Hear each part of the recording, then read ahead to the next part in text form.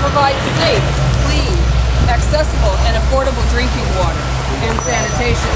New Brunswick needs to set regulations to ensure this now. The chemicals used in this process are highly questionable.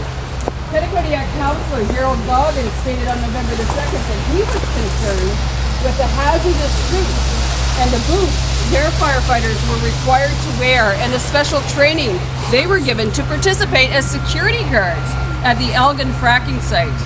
With 60 to 80% of these chemicals remaining in the ground, and with the risk of the disposal of the remaining 20 to 40% trucked away in sealed containers as industrial waste, residents do have a legitimate concern. Currently, the Department of Environment is only involved when the production stage hits. They need to be there from the beginning of the process right to the end.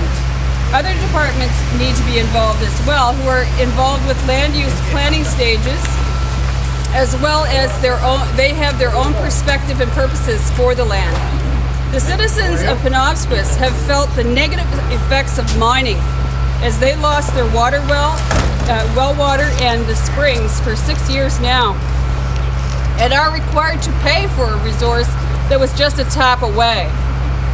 We do not believe that companies who reap 90% of the revenues from our resources, giving the province back a mere 10%, should be allowed to walk away from such damages they did, with New Brunswickers and the negatively affected residents left picking up the tab here.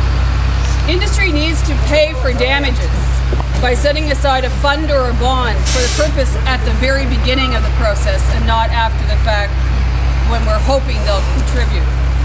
The Penobscot residents are now facing cracked foundations, septic tanks, doors not closing, walls sloping, and sinkholes in their yards, to the point they have been trying to sell their properties to no avail, as well as a variety of health issues. We are calling on the government to ensure these residents are properly compensated, with an assurance that no other New Brunswicker will face the same scenario.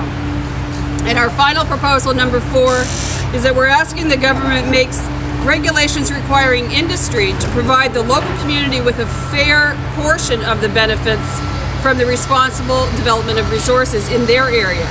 Currently, no direct benefits are provided to New Brunswick communities from responsible resource development. Communities need to be part of the discussion to ensure fair payment is received at the local level. So we're here requesting that the Premier and several ministers will sit down from those several different departments and talk about this issue with us in a joint meeting of their ministers and our joint community group here.